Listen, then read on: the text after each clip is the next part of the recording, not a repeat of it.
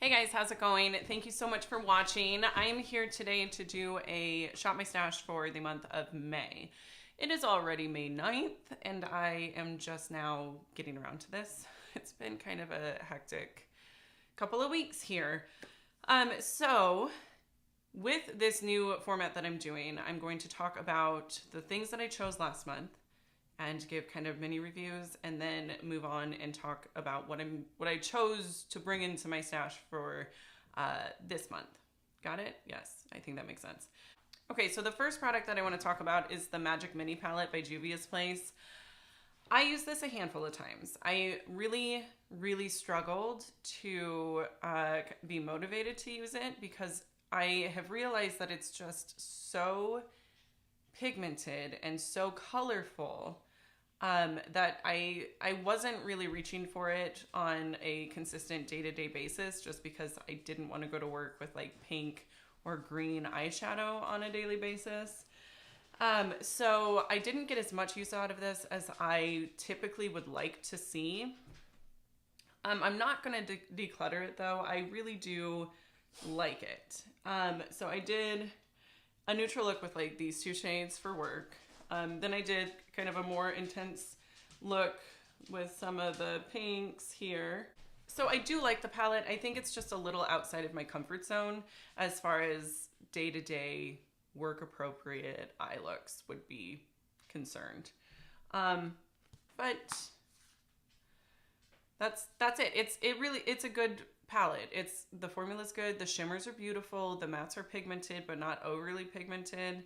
I know I said that they were pigmented. What I just meant was that you don't get just like a subtle wash of color. Like you get color, and that's a good thing. It just isn't necessarily what I'm going for on a daily basis. Okay, I think I have beat that horse to death. I'm getting really hot. I'm taking this off. Whew. The weather has been ridiculous here. We had tornadoes on Sunday and it's been rainy every day since. It's like a Thursday afternoon when I'm filming this right now. So it's just cold. Anyways, okay, the next product that I chose for the Shop My Stash is this Tarte Chrome Pot. I used this a ton this month in April. It's beautiful. These are amazing. If you don't have them, you really ought to. If you like metallic foiled eyelids, you should pick some of these up because they're phenomenal. Phenomenal. So yeah, loved that. Used it a ton. The Buxom lipstick, I used it twice. I had a really hard time incorporating this, mainly because it's just such an intense color. I know it's this beautiful raspberry shade, and I think with a more neutral eye look it would be beautiful. So I do still want to use this. I'm not getting rid of it, but it's just I have to be in the right mood for it, I think. Formula-wise, it is really comfortable. I like it. The one complaint that I'm going to give this particular product is that the bullet is just a little too large for my personal preference. It makes it kind of hard to get a precise application, so I am finding that I need to use a liner with this, and I don't have a lot of lip liners, so that has kind of gotten in the way of me using it. But I do like the formula. I'm getting a white bound to take this swatch off. But I do like the formula. It's comfortable. It's a beautiful shade. There's literally nothing wrong with it. So the next product I totally failed at using. This is the Cover FX Illuminating Setting Spray. I went out and bought a different setting spray because I didn't really want an illuminating finish all that much. So, and then I just forgot to use this. Once I got that other setting spray, I put this in my medicine cabinet and there it sat. And I couldn't for the life of me remember what product I was missing. I was grabbing the things that I had chosen for the Shop My Stash and I was like, I know I chose 5 and I only have 4, and it was this one because I forgot that severely that I was supposed to use that. So Didn't get a lot of use out of that. But I did get a lot of use out of this Laura Geller Baked Blush and Brighten blush. It's absolutely beautiful.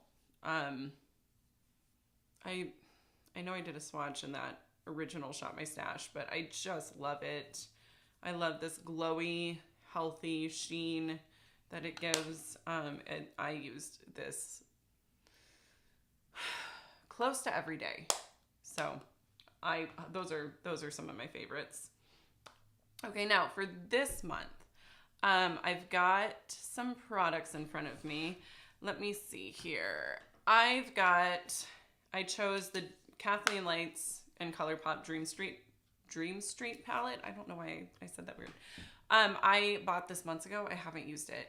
It is beat up because my child was swatching. He likes to swatch makeup, and you know, I just let him. I was like, even if you break one, I can repress it. It's not a big deal. So, and he didn't. He was really, really careful. So yeah, it has not been used. It looks like it has. I think I want to use this in a trying new makeup video that I have planned coming up. So I am really excited about that. I also have this super neglected e.l.f. blush in the shade Mellow Mauve.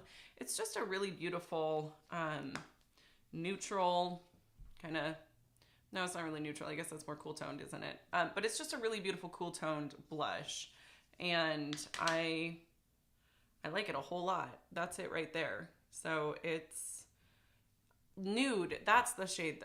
That's the descriptor that I'm trying to come up with. Not neutral, but nude. It's not super intense. It's very, very wearable. The formula is beautiful. I've gotten quite a bit of use out of it in the past. So, but it's been like six months to a year since I've really used it. So I'm excited to use that. Let's see. Then I've got a Wet n Wild Mega Glow highlighting powder. And what shade are you? Precious Petals. This was another product that was completely neglected in my collection. I have hardly used it. It almost looks like there's some hard pan forming, which is concerning. I don't know if it is or not, or if it's just, never mind. It's not hard pan. It's just where the brush like made indentations. But let me see. We'll just swatch it over the blush. It doesn't really matter.